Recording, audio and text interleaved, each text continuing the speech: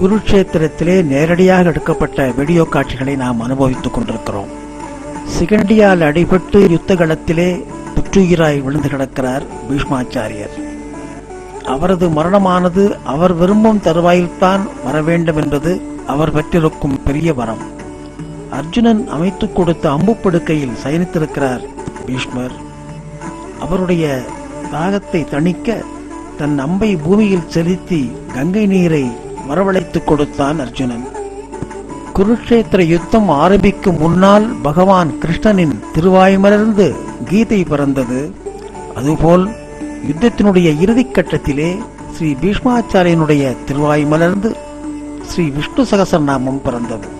இதில் என்ன விசேஷம் என்றால், இதை பாண்டவர்களோடு பகவான் ஸ்ரீ கிருஷ்ணனும் கேட்டு அனுபவிக்கிறாரே, அதுதான் சிறந்த விசேஷம்.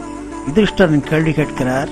கிமேகம் தெய்வதம் லோகே கிம்பாப்பியகம் பராயணம் ஸ்தொந்தக்கங்கமர்ச்சந்தா பிராப்னுயுர் மானவா சுகம் கோதர்ம சர்வ தர்மானாம் பவத பரமோமதः குண்டவன் முச்சதே ஜந்து ஜன்ம சம்சார பந்தனா என்று யுதிஷ்டரன் கேட்க பீஷ்மாச்சாரியார் ஜகத்வம் தேவதேவம் அனந்தம் புருஷோத்தமம் ஸ்வரநாம சகஸ்ரேண புருஷः சததோக்தः தமேவ சாட்சயம் நித்யம் பக்த்யா புருஷமவ்யயம் த்யாயன் சுவர்ணமஸ்யம் ச யஜமானஸ்த்வமேவ ச அநாதிநிதனம் விஷ்ணும் சர்வலோகமஹேஸ்வரம் என்று விஷ்ணு சகஸ்ரநாமத்தை அருளிச் செய்கிறார்.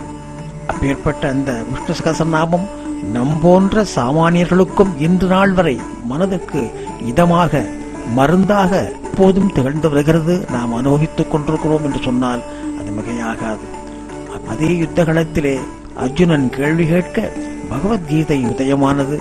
பகவானுடைய பகவத்கீதையும் அதுபோன்று பீஷ்மரால் அருளி செய்யப்பட்ட விஷ்ணு சகஸ்ரநாமம் நமக்கு பொக்கிஷங்களாக கிடைக்கப்பெற்ற ஒரு வரப்பிரசாதங்கள்.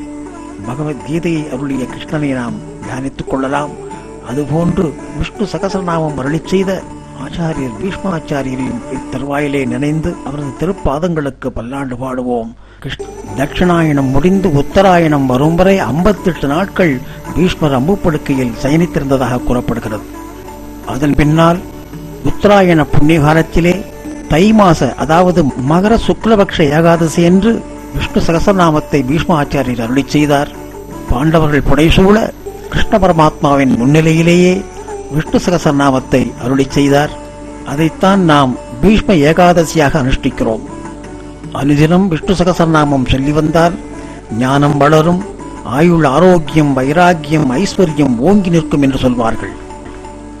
அப்பேற்பட்ட ஒரு மகா பொக்கிஷத்தை அருளி செய்த பீஷ்மாச்சாரியனுடைய திருப்பாதங்களுக்கு மீண்டும் ஒருமுறை பல்லாண்டு பாடுவோம். கிருஷ்ண பகவானை தியானித்து அவரது திருவருளை பெறுவோம். கிருஷ்ணாய கோவிந்தாய கோபிஜன வல்லபாய பராய பரமபுருஷாய பரமாத்மனே என்று நாம் கிருஷ்ண பாதத்தை துதிப்போம்.